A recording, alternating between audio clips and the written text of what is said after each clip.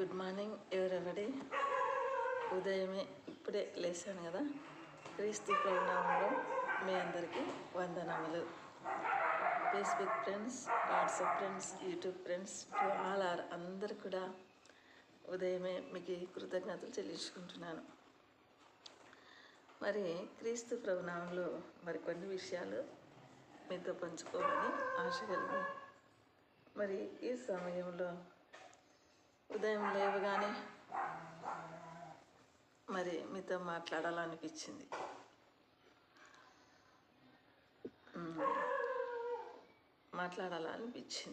కొన్ని విషయాలు మీతో పంచుకోవాలని అనిపిస్తుంది. ఫ్రెండ్స్, ఇక్కడ ప్రార్థన అనేది ఒకటి. ఆపత్కాలంలో ప్రార్థన మనల్ని రక్షిస్తుంది. రెండోది, ఈ మూడోది, మనము మంచి మార్గంలో వెళ్ళాలి అని అనుకున్నప్పుడు మాత్రమే, మంచి మార్గంలో మనం మంచి మార్గంలో మనం నడవాలనుకున్నా, మంచి మార్గంలో మనం నిలబడాలనుకున్నా, మంచి మార్గంలో మనం అనుకున్నప్పుడు మనం ప్రార్థన చేస్తున్నప్పుడు ఆపత్కాలంలో మనల్ని రక్షిస్తుంది, కాపాడుతుంది. ఇదే ప్రార్థన. ఇలాంటిదే యేసయ్య నీకు నాకు నేర్పాడు. న్యాయమైనది మాత్రమే యేసయ్య చేస్తాడండి. ఇది ఎందుకు ఈ విషయము ఒక 2 days నుంచి దేవుడు పదే పదే తెలియపరుస్తున్నాడు. మనం వాక్యం ద్వారానే మాట్లాడుకుందాం. నా ప్రియమైన సంగమా, ఇక్కడ దావీదు రాసిన కీర్తనలు 23లో వాక్యం ఏం చెప్తుందంటే, మూడవ వచనం, గాఢాంధకార లోయలో నువ్వు సంచరించినను, ఎంతో భయంకరమైన గాఢాంధకార లోయలో నువ్వు సంచరించినను, అపాయమున్న ప్లేస్లో నువ్వు ఉంటున్నప్పుడు కూడా ఎప్పుడు మనము రక్షింపబడతాము, క్షేమంగా ఉండగలుగుతాము అంటే దేవుని వాక్యము ఎందుకు అక్కడ రాయించాడు. గాఢాంధకార లోయలో మరి అనేక రకాల సమస్యలు చూడండి. ఉదయం నుంచి మనం పండుకునే వరకు మనకు అనేక రకాల సమస్యలు మన వెంట అనుకూలమైనవి కాదు, ప్రతికూలమైనవి కూడా మన వెంట పడుతూ వస్తుంటాయి.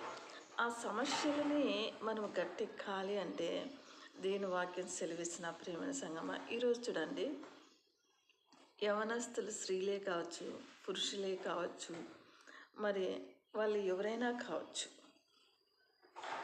అన్నిటికంటే ముందు నువ్వు నల్లగున్నా, తెల్లగున్నా, అందంగా లేకపోయినా, మనల్ని దేవుడు, నన్ను దేవుడు తన స్వరూపంలో మనల్ని పుట్టించాడు. చూడండి, ఎంత అందంగా ఉన్నాం కదా. నిజంగా నేను ఎప్పుడు ఎవరిని పోల్చుకోను. నేను చాలా అందంగా నన్ను దేవుడు తల్లి గర్భం నుంచి తీశాడు. ఈ అందమే, ఈ శరీరమే ఆరోగ్యంగా ఉండాలి, ఈ శరీరము పవిత్రంగా ఉండాలని నేను ఎప్పుడు తహతహలాడుతూ ఉంటానండి. ఎందుకు ఈ విషయం అంటే, దేవుని తెలిసిన యేసు ప్రభు నేను అంగీకరించకుండా ముందు కూడా నేను అలాగే ఆలోచించేదానండి. ఎందుకు ఈ విషయాన్ని మీకు తెలియపరుస్తున్నాను అంటే, నా ప్రియమైన సంగమా, ఈ లోకం ఎంతో భయంకరమైనది. మరి యవనస్తులు కావచ్చు, యవనస్తురాలు కావచ్చు, పేదవారు కావచ్చు, మరి అనేక రకాల పరిస్థితులు కలవచ్చు. ఈ లోకంలో ఏదో ఒక ఆశని చూపించి, డబ్బు లేని వాళ్ళకి డబ్బు ఆశ చూపించి, మరి అందంగా ఉన్నవని వ్యభిచారం చేయమని చెప్పేసి దేవుని వాక్యం సెలవు ఏమిస్తుందంటే, నా ప్రియమైన సంగమా, ఒక్కసారి తప్పు చేస్తే మనిషి రెండోసారి చేయడానికి భయపడడు. రెండోసారి చేసినాడు అనుకో, మూడోసారి అసలే భయపడడు. తర్వాత దానికి బానిస అయిపోతారు. ఆ పాప ఊబిలో నుంచి రాలేరు.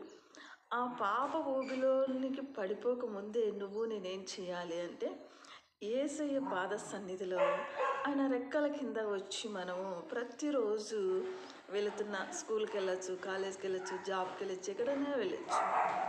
మన శరీరాన్ని కాపాడుకోవాలి, మనం ఆరోగ్యంగా ఉండాలి, మరి ఆయన ఆత్మతో మనం నింపబడాలి అంటే చిన్న ప్రార్థన, యేసయ్య నేను వెళ్తున్నా, చూపులో కానీ, ఆలోచనలో కానీ, మాటలో కానీ, ప్రవర్తనలో కానీ, హృదయం క్యారెక్టర్లో కానీ మరి ఎక్కడ వ్యభిచారంలో పడకుండా, దుర్మార్గులు దుష్టుల కళ్ళ చూపులో పడకుండా నన్ను కాపాడయ్యా యేసయ్యా, నీ మార్గంలో నేను నడుచుకుంటానని ఈ చిన్న ప్రార్థన చేస్తూ వెళ్తున్నప్పుడు నువ్వు ఎవరైనా సరే కానీ రక్షించబడతావు. అక్కడ నిన్ను నువ్వు కాపాడుకోగలుగుతావు. అక్కడ నిన్ను నేను రక్షించుకోగలుగుతాం, కాపాడుకోగలుగుతాం. మన శరీరాన్ని కంట్రోల్ అదుపులో పెట్టుకోగలుగుతాం. అక్కడ దుష్టులు కనుచూపులో పడం, మనం వాళ్ళ ఆలోచనలో పడం. అందుకే దేవుని వాక్యం సెలవిస్తున్న ప్రేమన సంగమా, దావీదు రాసిన కీర్తనలు 1:1 దుష్టుల ఆలోచన చొప్పున నడవద్దు అంటున్నాడు. నడవకుండా ఉండాలంటే నువ్వు నేను ఫస్ట్ దేవుని యేసయ్య మార్గంలో నడవాలి.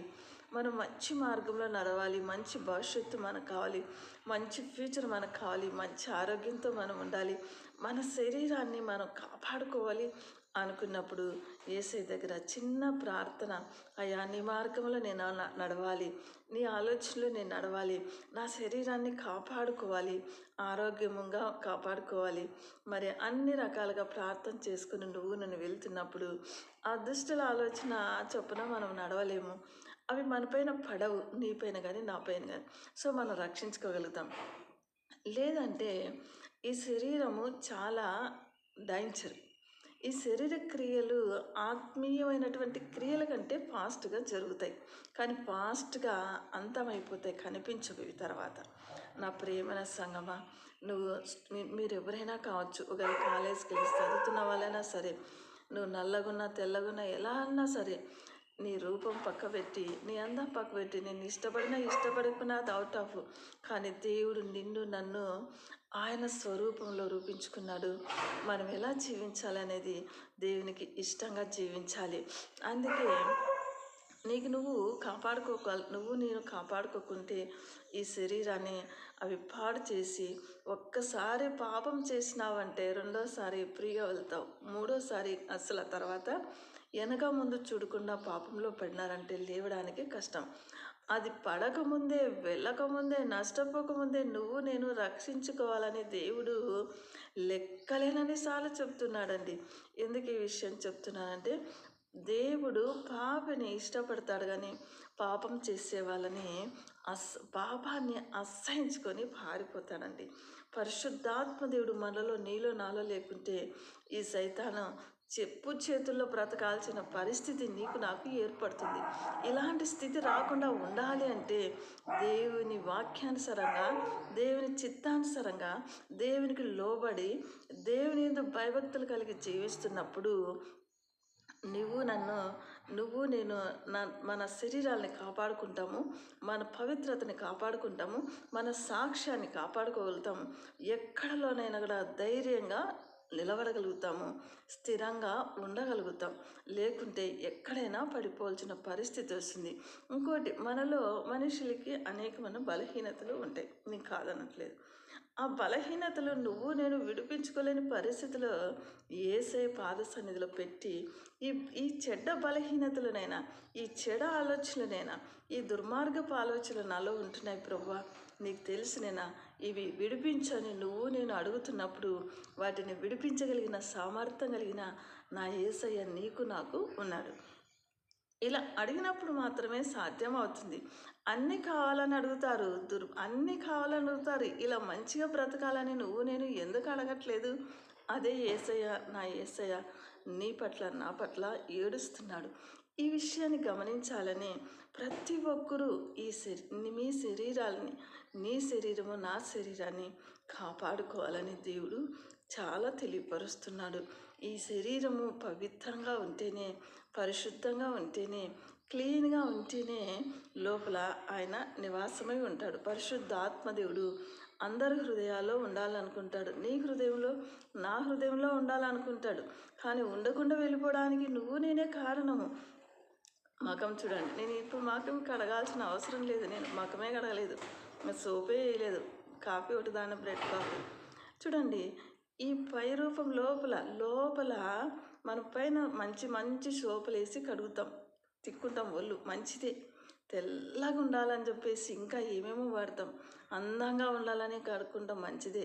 కానీ లోపల ఉంటున్న ఆ నలుపుని, ఆ మలినాన్ని, ఆ పాపాన్ని నువ్వు నేను రోజు కడుక్కోవాలండి. యేసయ్య నీకోసం నా కోసము మరణించి తిరిగి లేచాడు. సరే, రోజు లేస్తానే టిఫిన్ తింటాము, భోజనం తింటాము, 3 పూటలు అన్నీ తింటాం రోజు. మరి ఒక్కసారి తిని ఉండు నువ్వు నేను. ఎందుకండి? ఒకసారి జ్ఞానం లేదా నీకు నాకు? ఆలోచన లేదా? ఒళ్ళు కడుక్కుంటాం, అన్నీ చేసుకుంటున్నాం, మరి రోజు పాపాలని కడుక్కోకుండా నువ్వు నేను ఉంటే ఎలా పోతాయి? ఈ విషయాలను గమనించాలి నా ప్రియమైన సంగమా. ప్రతిరోజు నా యేసయ్య పరిశుద్ధమైన రక్తంతో, అమూల్యమైన రక్తంతో, విమోచింపబడిన రక్తంతో నువ్వు నేను కడుక్కుంటే రోజు లోపల క్లీన్ అయినప్పుడు ఇదో మొహం కడగలేదండి, నేను నిజంగా కడగలేదు, మరి నమ్మిన నమ్మకపోయినా లేస్తానే ఏదో కొన్ని విషయాలు చెప్పాలనిపించింది. కాపీ తామితో చెప్తున్నాను. లోపల ఆయన రక్తంతో నువ్వు నేను కడుక్కుంటూ ఆయన సన్నిధిలో నడుస్తూ వెళుతూ ఉంటే మన శరీరము ఆరోగ్యంగా ఉంటుంది, అనారోగ్యంలో రాదు, అపవిత్రత వెళ్ళదు. పరిశుద్ధాత్ముడు నీలో నాలో జీవిస్తాడు. వాక్యానుసారంగా జీవించాలి. వాక్యానుసారంగా అంటే దేవుని మాట చొప్పున నడవాలి, దేవుని చిత్తాన్ని చొప్పున లోబడాలి. మంచి మార్గంలో నువ్వు నేను వెళ్తున్నప్పుడు పరిశుద్ధాత్మ దేవుడు నీలో నాలో నడిపిస్తాడండి. నువ్వు ఏ కులమైనా కావచ్చు, నువ్వు ఏ జాతైనా కావచ్చు, ఏ మతమైనా కావచ్చు. భూమి మీద ఉండేది 2 కులాలండి. తెలుసా మీకు? నాకైతే తెలుసండి. దేవుడు సృష్టించినది 2 కులాలండి. ఒకటి పురుషుడు, ఒకటి స్త్రీ. ఈ 2 భూమి మీద ఉండేది. నెక్స్ట్ ఏవైనా ఉన్నాయంటే అవి దేవుడు చేసిన కార్యాలు కాదండి. కానీ నిదానంగా మీరు తెలుసుకోగలుగుతారు. నా ప్రియమైన సంగమా, దేవుని చిత్తానికి వ్యతిరేకంగా ఈ భూమి మీద కాదు, సృష్టికర్తన నా యేసయ్యకి వ్యతిరేకంగా ఏది కూడా ఉండదండి, కనపడకుండా వెళ్ళిపోతుంది. ఈ విషయాన్ని గమనించి నా యేసయ్య కింద, పాదాల కింద నువ్వు నేను దీన మనసుతో, తగ్గింపు మనసుతో, భయంతో, వణుకుతో మరి నా యేసయ్య మార్గంలో నువ్వు నేను నడుచుకుంటున్నప్పుడు, జీవిస్తున్నప్పుడు మనం ఎంతగానో మంచిగా జీవిస్తామండి. మంచి ఆలోచనలతో, మంచి తలంపులతో, మంచి ప్రవర్తనతో, మంచి మాటలతో మరి మన శరీరాన్ని కాపాడుకొని, మన పవిత్రతని కాపాడుకొని మనం ఎవరితో ఎలా జీవించాలనే విషయాన్ని దేవుడు లీడ్ చేస్తాడండి. మరి యవనస్తుడైనా, యవనస్తురాలైనా, నువ్వు ఎవరైనా కావచ్చు, ఎలాంటి వారైనా సరే మరి అలా కాపాడుకుంటున్నప్పుడు మోక్షము, పరలోకము చేరుకోగలుగుతారండి. నిజంగా పరలోకము ఇరుకైన మార్గం అండి. ఆ పరలోకం చేరాలి అంటే యేసయ్య మార్గంలో నువ్వు నేను నడవాలి. ఈ లోకం కూడా ఇరుకైన మార్గమే. అనేక పరిస్థితుల్లో మనల్ని అన్ని రకాలుగా ఆర్థికంగా ఇబ్బంది కలిగిస్తుంది, అవమానకంగా ఇబ్బంది కలిగిస్తుంది, పేదరికంలో నలిగిపోల్చి వస్తుంది. కొన్ని పరిస్థితుల్లో ఏ విషయంలో అన్ని పరిస్థితుల్లోనూ బ్రతకాల్సి వస్తుంది. ఒకవేళ అన్నీ ఉన్నప్పుడు కూడా తినడానికి తినేకి లేకుండా అనారోగ్య పరిస్థితుల్లో బ్రతకాల్సిన పరిస్థితి వస్తుంది. అన్నీ ఉన్నప్పుడు కూడా అశాంతితో బ్రతకాల్సిన పరిస్థితి వస్తుంది. కానీ అన్ని పరిస్థితుల్లో కూడా ఆయన దగ్గర మాత్రమే సంతోషము, సమాధానం, ఆనందాన్ని పొందుకోగలుగుతాము. ఈ ఇరుకైన మార్గం నుంచి విశాలత, మరి దావీదు రాసిన కీర్తన 4:1 ఉంది. ఆ విశాలతని మనకి దేవుడు తెలియపరుస్తాడు. ఆ విశాలతని ఇక్కడ తెలియపరుస్తూ పరలోకాన్ని, మోక్షాన్ని నువ్వు నేను చేరుకోవడానికి దేవుడు సహాయపడతాడు. మరి యేసయ్య దగ్గర ఉంటే ఆ ఆనందాన్ని తీసేయలేరు, ఆ సంతోషాన్ని తొలగించలేరు, ఆ సంతోషాన్ని ఎవరి వల్ల తుడిచివేయలేరు. మరి యేసయ్య మార్గంలో నువ్వు నేను నడవాలని మార్పు, దేవుడు మారు మనసు లేనిది పరలోకం లేదండి. ఒకవేళ ఇన్కేస్ ఇప్పుడు దేవుడు నరుని ఆయుష్ ఎలా పోల్చాడంటే నీటి మీద బుగ్గపోతూ ఉంటుంది, టప్ అని ఆరిపోతుందండి.